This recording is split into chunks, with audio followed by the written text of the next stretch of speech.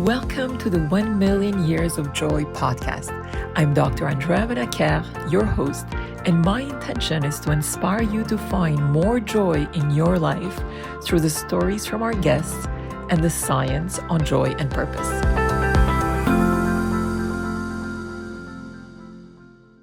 Monica, welcome. It's such a pleasure to have you with us today. Thank you for having me, Andrea. Monica, I'd love to start with your career. If you can help us better understand your journey from the early days when you were an opera singer, a museum exhibition designer, and even a homicide investigator, and how you've now evolved into being a renowned speaker, writer, and authority on the future of work and wonder. Take us through that journey, please. So I'm American. I was born and raised in Atlanta, and I studied design in undergrad and then went on to the UK, actually into Belfast, to study human behavior. But in between, as you mentioned, I took a bit of a dog-legged turn, and I was a homicide investigator for the Department of Justice. I worked with men and women on Florida's death row to exonerate them. So working with those defense teams. And really, I learned during that time the impact that the environments that we surround ourselves with can have on our mental health, our physical health, that the social and emotional environments that we surround ourselves with can have such an impact. And I really carried that with me, as well as sort of looking at how people managed existential change. But as you mentioned, I also have a great background in the arts. I was the typical geeky choir kid as a high schooler, and was fortunate enough to sing professionally in the Cape Cod Opera. I will not suggest that that was my full-time job and I was able to pay all my bills based on being an opera singer, but I did get a paycheck for it. So I was very proud of that. And I was a museum exhibition designer. I've always been fascinated in the influence of space and how it impacts our behavior. And a lot of that work that I did with people in prisons really gave me a perspective on just how powerful space can be. And I carried that through to being now a workplace consultant. I founded my own consultancy called Hatch, and we're a human analytics and change consultancy that specializes in the future of work. And also all of these sort of experiences helping people through existential change. I also worked with parents with children with disabilities as well. And all of that has created sort of a red line to also lead me to write the book, The Power of Wonder. So it's a bit of a hodgepodge, but I see it more as maybe a constellation or a puzzle where all the pieces fit together. Let's talk about your amazing book, The Power of Wonder, which I absolutely love. And congratulations on the latest rankings it has achieved. It's absolutely amazing. Thank you so much. I'm curious if you could share with us how you define wonder and why do you believe it holds such a significance in our lives? So I find wonder just as a word, I'm a word nerd, just fascinating. It's something of a shapeshifter, isn't it? Because there's to wonder, which is the verb, and then there's a wonder, which is a noun. And my goal was to try to link those concepts, not just etymologically from a word point of view, but also from a psychological and scientific point of view. And what I found is, in fact, you can. So if you think of to wonder, that's really what we might associate with curiosity, right? And then a wonder might be the catalyst for experiencing awe. And if we look at those two emotional experiences, because they can be emotions, they can be states, they can be traits, there are real linkages. And what I've discovered now is that it really always starts with openness to experience, which is a personality trait, tends to be set by the time we're about 25. But of course, we can engage in certain activities that may enhance that or mitigate our openness to experience. And then we move from openness into curiosity. Curiosity being, very powerful for our brain, but it's really a specific type of curiosity that connects us to wonder. And that is deep curiosity, sometimes called epistemic curiosity, but really it's the kind of curiosity that we enjoy just for the sake of exploration. And then when we have gone down that rabbit hole, we'll say, of exploring, we become absorbed in a moment. And that could be perhaps in a flow state, but it could also just be a meditative state or just being hyper present in an environment. And when we're hyper present, then we become prepared for the potentiality of experiencing awe. And of course, awe has two different sort of components to it. I call them wow and woe, but they're really what's known as vastness and accommodation.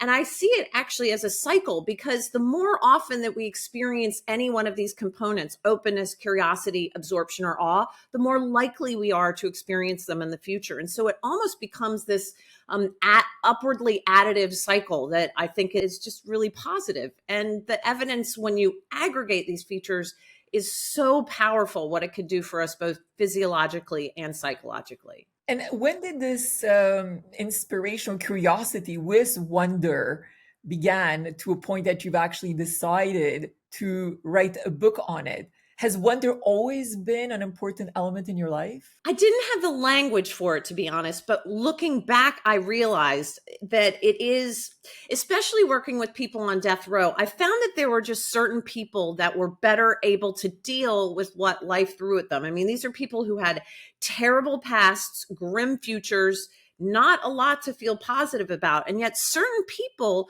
were just more buoyant. And what I realized is that it was those who held their world in a great deal of wonder that were actually better able to withstand what they were experiencing. They were more resilient. They were more buoyant.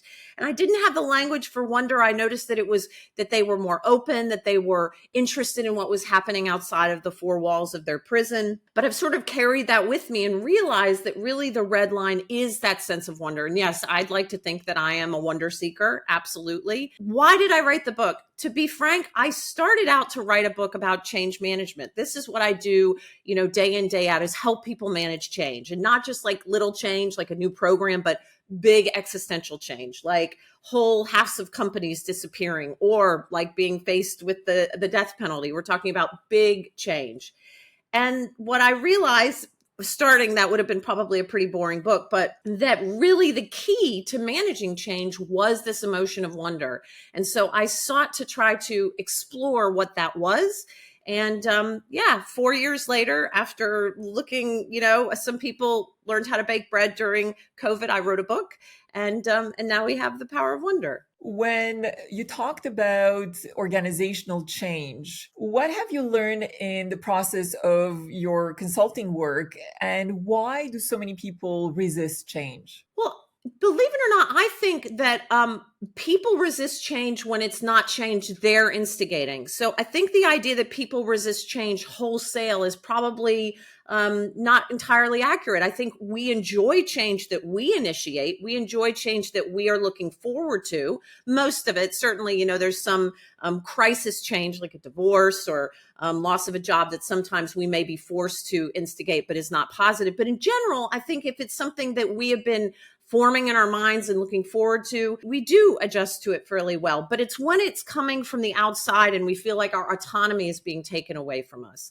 And this is one of the things that I learned, is that wonder allows us during times of stress to explore what's happening to us almost from an outside point of view, that we're looking at it and saying, I'm curious about the state that I'm in. Perhaps I'm also unhappy about it. And I know that you focus on happiness. I sort of have a different take on happiness, but what we find is that people, when they become curious about the state they're in rather than resistant, then they're better able to manage it. And there's some really fascinating research that's being done by a guy named Todd Kashdan.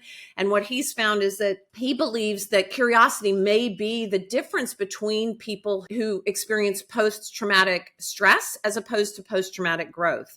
And there is some fascinating stuff looking at, the hippocampus, which is associated with curiosity being larger in people who are better able to manage stress, so less likely to have post-traumatic stress disorder. So I see curiosity, the to wonder, as being a critical part of it, and also just allowing ourselves to be open to what occurs rather than resisting it. So that's sort of the connection I find to it helping ameliorate change. And you talked about happiness, and it's interesting because I rarely use the word happiness. And even in your book, you were talking about it, that our desire to sometimes seek happiness does not necessarily lead us to where we want to be. And often we lack even the clarity sometimes on what could potentially bring us happiness. So I was wondering if you could share with us how you see the intersection between wonder, awe, and joy in our experiences. So I see, and that obviously this is my own, this is a sort of a novel model that I've come up with. Others may have a different opinion, but I see awe as being a subset of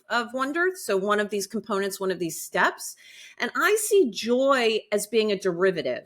So it's something that falls out of this experience, but not something that we necessarily seek or even can seek. I think one of the challenges with happiness and joy, and I tend to not see them as necessarily precisely the same things, but perhaps similar as a human when we say we're seeking it, that there's a term called affective forecasting, which means we miswant so often what we think will make us happy. And we tend to chase those things that either we think will give us joy or happiness. But then when we get them, we end up sort of returning back to a same baseline. We tend to have a baseline of our happiness threshold. But what I think is so powerful about wonder is that it is a dually valenced emotion. And even then, the subsets of wonder. So curiosity can be dually valenced, absorption and awe. And what I mean by that is that it contains both the positive and the negative at the same time.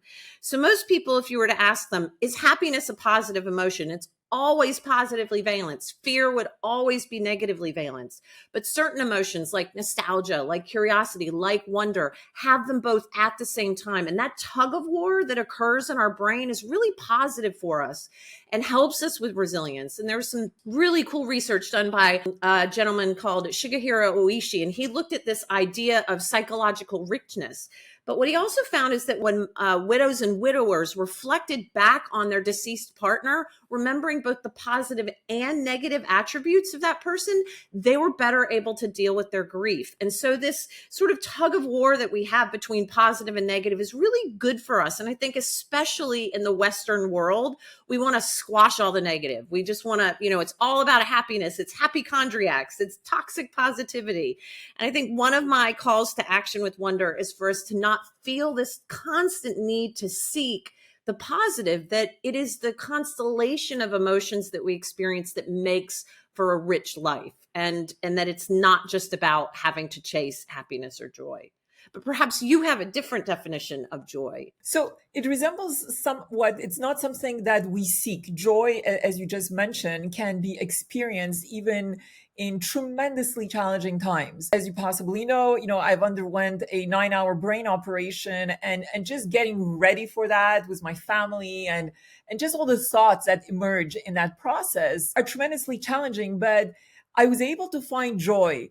And this is actually what led me to create this podcast, 1 Million Years of Joy, because I truly believe that even in those challenging life moments, we can choose joy and even show up not as a victim, but rather as someone that is just enjoying the pureness and the magic in every single moment that we're given to be alive. Exactly. That's really, as I said, my personal experience and how I look at joy. And that's why there's tremendous wonder, because as you pointed out actually in your book as well, that wonder is really coming through all experiences, whether they're tremendously challenging or tremendously positive. And I was wondering if you could potentially share with us 2 experiences that you have gone through on those opposite spectrums that have brought you greater wonder in your life. Sure.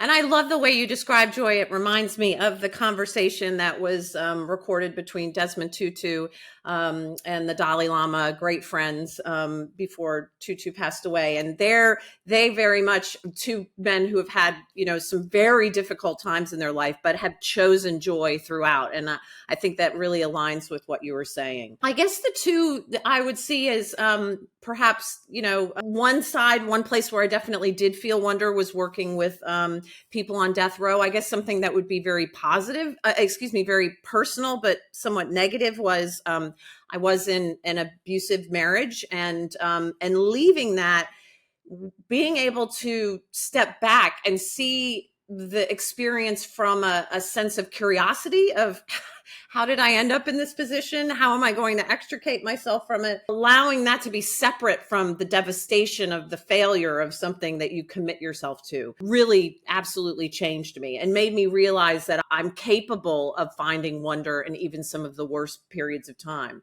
I would also say that my family is from New Orleans. I was forced to watch Katrina descend on that city from afar.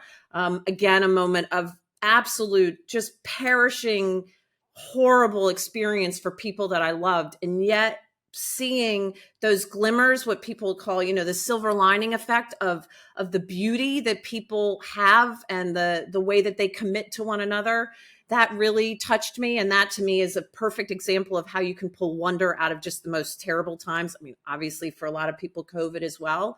And I guess for me, the positive elements of wonder really tend to be the smaller things. Those just bits in the quotidian, a perfect autumn leaf or a perfect sunset. I am fortunate enough to live on the seafront in the south of France. And I feel like every single day that the sun goes down, it is a different painting that I can just become a part of. And it just fills up my wonder banks. It's better than going on a holiday to Tahiti. It just is, it's so pure and simple, and it's mine. I love that. And I'm like you. I'm always waking up sometimes super early to see the sunrise, or basically looking at the time for the sunset to make sure that I capture it. And it's just so immensely beautiful. And what's fascinating is that how every second it evolves into a more fascinating painting, as you just described, which I absolutely love as a word. And it is just wondrous. One of the free gifts of life that we can all experience on a daily basis. And you're Absolutely. yes, and you're very fortunate to be close to the beach to even have that immensity in it, which is absolutely wonderful. So I want to go back to the book and ask you a question. In chapter 9, you're talking about the notion of time and how we have wired ourselves to be so busy all the time that we are therefore missing the opportunities to see wonder. Can we Yeah. dive deeper into this topic, please? Absolutely. So some of it is almost practical, but a lot of it also is from a neuroscientific point of view. So the reality is that our brains like efficiency. Because they like efficiency, we can't possibly actually be observing everything that's occurring in our sphere. If we did, we would go mad. And there's actually evidence that some basis of schizophrenia is because there is an absorption of everything that's occurring and it's just too much. It's chaos for the brain. And so we create these very fast neural pathways that say, I see what's happening in my world. It's an idea called schema. So we say, I see this thing, I understand it. It creates the building blocks in my mind and I can move on. But the challenge with that is that as we get older in particular and have more and more building blocks, our brain says, I've seen it all. And we just whiz right past our opportunities for wonder. So certainly when we're stressed, when we're in a hurry, when we're rushed, our brain tells itself we're going to go down these neural pathways as quickly as possible. We don't have time to notice anything else. And we will potentially miss out on things. We know that. We know that we even just, simple elements of we're so focused on something else, we miss the turnoff on a road. But it can happen from a wonder point of view as well. And so one of the key elements of tapping into wonder is that sense of absorption, of allowing ourselves to be present. Because when we fail to be present, then we really will miss those little things. Now, of course, something could be huge. It could be, big thunderclap wondrous, the hand of God coming down and touching you. Then you would be forced to notice it. But in general, I really believe that the most powerful wonder moments are those that we can experience in the quotidian. And if we are just so rushed in our day-to-day life, then we will miss that opportunity for it. We'll just whiz right by it. It's so strange when you think about it. With all of the technology that we have today, we should theoretically have more free time. And yet we don't. We seem to just, smash more and more and more into our day. I would love to see people just take a little bit of time out of their day to have a wonder walk, to take a few deep breaths and even see, is there anything in the room that gives me a sense of wonder? Just to really pay more close attention to what is in our sphere so that we can honor it and find the wonder. Because if we look for it, it is there. The wonder is always there. I fully agree. And if we now look more at organizations, what can leaders do to actually bring more wonder within their teams? I mean, you really hit on one of the things, giving people just the time and the space, the resources to think. I find it fascinating when people say we want to innovate, but they don't give people time to do it. How do you expect people to come up with new ideas if you don't give them the opportunity? So there was a sort of frightening statistic that I saw that said 73% of American workers meet resistance when asking questions in the workplace. How are people supposed to get things done when they can't even ask questions? So we're killing curiosity. We do see also a decrease in empathy and an increase in narcissism, which is not a great combination for leaders. So again, the idea of joy being a potential derivative of wonder, I see a lot of the elements of good wonder-based leadership being derivative of wonder. Things like empathy, humility, ethics. We know that these are all the people who are more wonder-prone are more ethical. They behave more ethically. They are more humble. Their friends find them more humble. So it's not just their self-belief. Their self-concept changes such that other people observe that. They are more empathetic. They also have what's known as small self. So it's a smaller ego. Therefore, your problems feel smaller, but also you are more open to other people's opinions, to their problems. Research shows that people who are more wonder prone are better at collaboration. They're better at decision making. And we know that there are certain leadership behaviors like creativity, patience, compassion, that are always desired in leaders. So the more that we can allow them to find that, the better. Now, how do we help them do that? There is some work, and I will say that I'm working with a partner now, even developing some leadership retreats based on psychedelics, all legal, to help people to see that other door of perception. But we don't have to go quite that far. Just taking a wonder walk, integrating the language of wonder into your workplace. The chief innovation officer for Nike said, wonder is my superpower.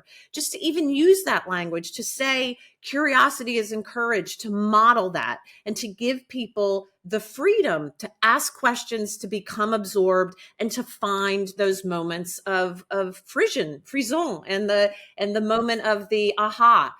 That I think we're not allowing people the opportunity to find. And you've worked with so many different companies across the world. Are there any specific cultural differences that you have come across in all your research and interactions and specific mandates within your consultancy firm that you could share with us? Sure. So there are certainly some cultural differences just in the way that wonder is perceived. Even the language of it, it's fascinating to see that in the Asian cultures and in some certain South American cultures, even the word has a combination of positive and negative. The Chinese character is, it's two characters, and it's for astonishment and fear as a combination for wonder. So I think that the more collective societies, being Asia, being much of South America, tend to have that mixture of still having a bit of that fear and trembling, which I think is positive. I think it's more accurate description of the experience, the emotion. But in the Western world, we tend to make it almost wholly positive. We only need to look at how often Americans love to use the word awesome. And we see how just the term awe has now become wholly positive. And wonder seems to be wholly positive as well. And I think that we can see that as it connects also to work. So in the Western world, very individualized, very much focused on what the one human can do. As much as we talk about teamwork, it's really about the one guy.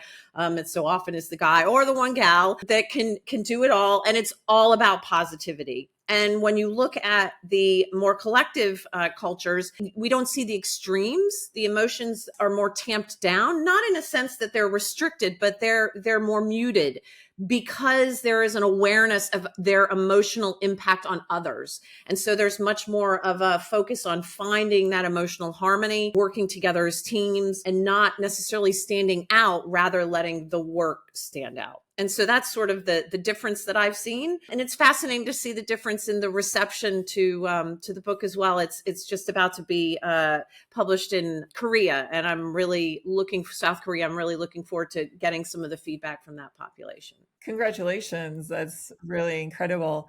And since you've spoken about relationships, and earlier you were mentioning that if we can find wonder even in our environment, let's dive deeper into finding wonder among ourselves and cultivating that wonder so we can live more joyfully together. So I love to say wonder shared is wonder multiplied. It's proven, we only have to go to a concert or to an incredible, rousing speech, and there's a power in those numbers. We feel it. It is a visceral reaction we have to experiencing things with others.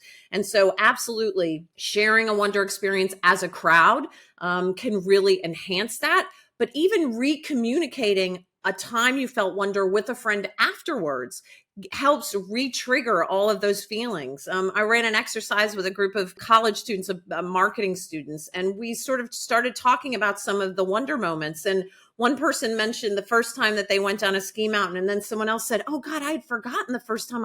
I just remembered it like it was yesterday." And you start to see like this little effervescence start to bubble off of people, because as they're sharing it, they're actually re-experiencing, and it's giving them the same benefit that it did before. So just even having those sharing moments is so important. But to me, the core of the way that we can share wonder within relationships is to know what our wonder bringers are. So what is sort of our wonder archetype? What is it that does that for us? So for me, it's very much intellectual. While I love a beautiful sunset, I also like considering what weather systems it was that led to that. For me, it's music, but I like to analyze the music, not just from a visceral point of view, but from a performance point of view. Whereas some people, it's always about nature. And if you can't have the language of saying, this is my wonder bringer, then it starts to feel like it's a hobby. And I actually had a conversation with a guy that said, after reading your book, I realized I used to think that my wife was a little bit simple. She could get wonder from just going on a hike, but I needed to read a book about like the folded universe. And I thought I was so much more intellectual, but now I realize it's just that our wonder bringers are different. And now that they have that language, they know that it's something that is primary to who they are as a person. It's not just a nice to have. It's a must have for their soul, for their being. And once you have that language, I think that you start to give more gravitas to the experience of wonder. And then you start helping support others in your sphere to have those wonder experiences and then share them with each other. And I think just having that language within relationships is so powerful. What advice would you have for parents to make sure that their kids, who are filled with wonder and curiosity in their early days, maintain that wonder and curiosity through their lifetime? It's really hard. And I think that as hard as the school systems work, and I'm actually working with a lot of teachers, I've been fortunate to work with Tinkergarten, with very early education. I'm now going to be speaking at a few conferences next year with teachers of older students. And one of the challenges is with standardization and memorization being almost requisite at certain higher levels of education. What we're teaching children is that there's a single right answer to every question.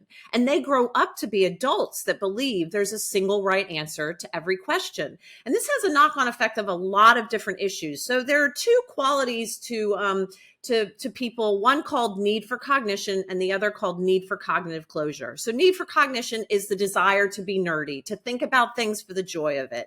And need for cognitive closure is to come to an answer and stick with it. And they're not on the same spectrum, but it tends to be people who are high in one or low in the other and vice versa.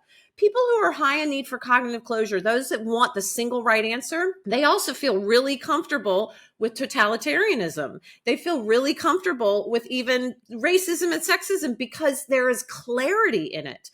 And so that becomes a real challenge. So what can we do as parents? Obviously, doing whatever we can to augment the school teaching so that children are still given the opportunity to explore.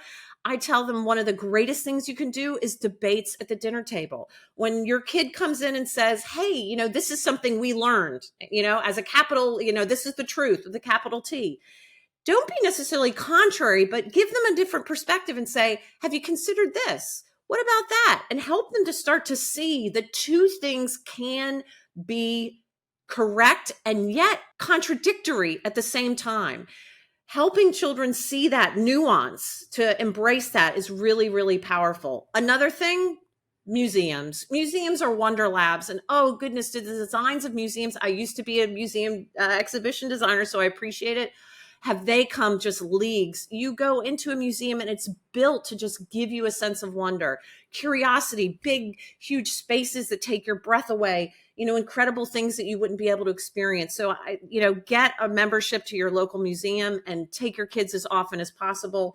But I think the one piece of advice that I would give is to really know what your kids are learning and be prepared to give them some of those triggers for debate, so that they start to see that there is nuance to everything, and that there is no black and white, that everything is shades of gray. And that in and of itself will start to create a noggin, a brain that feels comfortable with the nuance that must come along with the experience of wonder. And if we look now at the opposite spectrum, the aging population, it could be our parents, our grandparents that we interact with on a regular basis, where often their lives have evolved from being filled with wonder and specific activities. What advice would you have for anyone that is taking care of an elderly, or even is at a stage in their lives maybe where they're no longer working, they're maybe retired, and how could they seek more wonder in their lives? It's so important. And I'm actually working with a group of longevity experts, because the concern is, okay, well, what if we start to live to be 150? How do we maintain not just the physical, the corpus, but how do we maintain that sense of wonder such that life doesn't just become a horrible slog? Goodness, I've seen it all. So a lot about that is keeping that sense of curiosity, openness. There was a really fascinating piece of research that found that engaging in things like crosswords and Sudoku that were progressively more difficult actually increased people's openness to experience in people as old as 90. And that's an impressive shift in a personality trait that's pretty much, seen to be set. And so just keeping your brain as active as possible. But your brain will tell you there's less to be curious about. Don't become jaded. Really try to realize that you don't know everything. We can't possibly know everything. And to continue to find those little senses of curiosity. And I think the internet can be an amazing resource for that, if it's curated well. It can also be a nightmare of going down rabbit holes that are not very good. But I think that we can use the internet to continue to open our eyes to things that we had no idea existed, that we didn't understand in the same way we thought we did. But it is very challenging. And one of the things that I notice is that if you change your life too much when you get older, then that actually can also lead to a certain amount of decline. It's just a bit too much to handle. So don't feel that you have to sell the house and move to Vietnam in order to, have a sense of youthfulness, wonder youthfulness. But I think it's just always reminding ourselves that, no, I haven't seen it all. And just have that almost be a constant mantra is really, really helpful. And spend times with little kids. They're little wonder generators, and you see it through their eyes, and it's just magic all over again. I was reading an article actually that was talking about how, as we age, how we should actually increase the number of experiences that we have. So let's say that we're 75, that we should actually seek to have 75 new experiences. And then as we reach 76, 80, you actually increase that number. I was curious to know your thoughts on this recommendation. I think it's great, especially if you have more time. I think the way that you are able to appreciate those new experiences is if they sit within a framework that you feel comfortable within, right? And so it's not about, as I said, just throwing everything out and starting your life over, which if you want to go right ahead, it's never too late.